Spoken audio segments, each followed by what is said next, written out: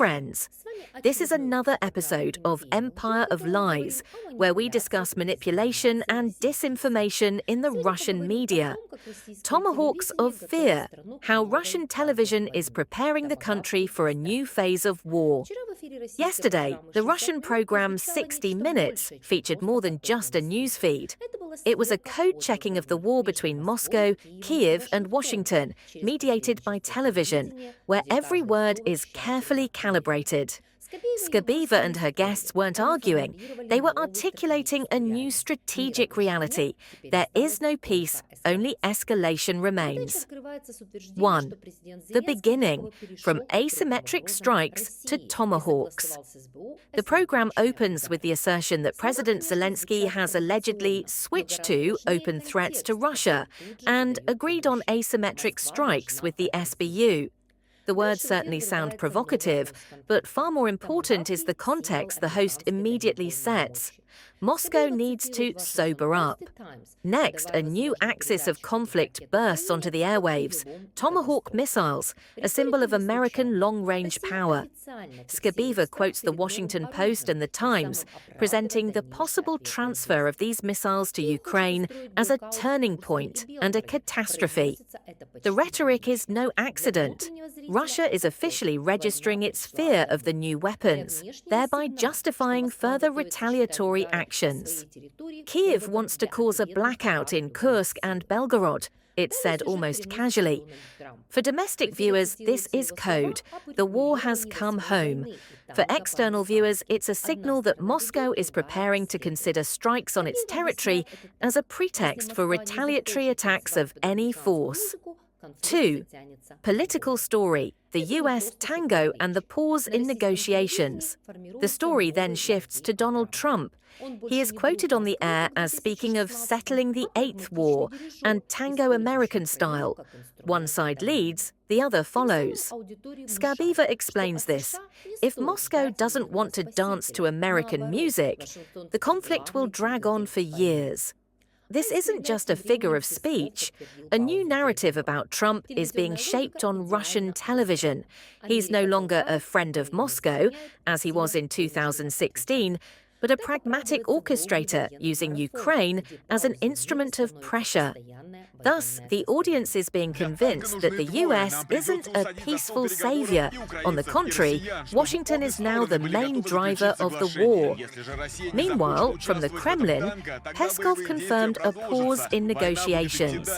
The television logic is perfectly constructed. America pushes, Ukraine complies, and Russia is forced to respond. This justifies a long military marathon, where the pause in the world becomes a permanent state of war. Tango requires two. We'll have to bring both the Ukrainians and the Russians to the negotiating table so that both sides are willing to reach an agreement. If Russia refuses to participate in this tango, then the fighting will continue. The war will continue. Ultimately, it all depends on Vladimir Putin. Will he accept the agreement that's being proposed and that the Ukrainians are willing to accept? If not, we'll continue to do what we're doing now. That's why we have a priority list of Ukraine's needs.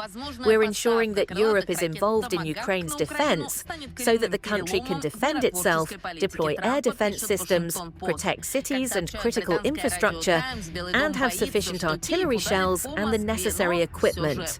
3. Symbolic enemy, Europe as a hostage of the US. In the second half of the broadcast, Europe plays the role of a frightened and dependent satellite. In the footage, the Dutch Prime Minister argues that without US support, Europe is unable to even ensure its own security. This is not a random quote. Russian audiences are meant to believe that NATO will disintegrate without America. Alongside these are references to Germany and the Czech Republic. Berlin is allegedly stealing Russian assets, while Prague is curtailing aid to Kyiv due to poverty. This creates an image of a weary Europe, dragged into war against its will. And the final chord is the words about Macron losing control and asking not to be impeached. This isn't just gloating, it's a methodical dissection of European unity into fragments: a weak France, a nervous Germany, an impoverished Czech Republic, and a dependent Netherlands. 4. Tomahawks as a symbol of fear. The main idea of the broadcast is simple: weapons aren't technology, they're psychology. By explaining in detail the range, warhead weight, and even the history of the Tomahawk's creation, Skabeeva constructs a myth about the US's avenging sword, capable of striking deep into Russia. But at the end, after a whole series of technical details, the key phrase is heard: "No, this won't be a turning point," just like the delivery of fighter jets. The entire show boils down to this paradox: the West is dangerous, but not omnipotent. Russia supposedly knows what to expect and is ready to respond. Therefore, any future strikes are not aggression, but legitimate defense. This is classic preemptive rhetoric, convincing the audience that any escalation is necessary and justified. This was the program Empire of Lies. See you soon.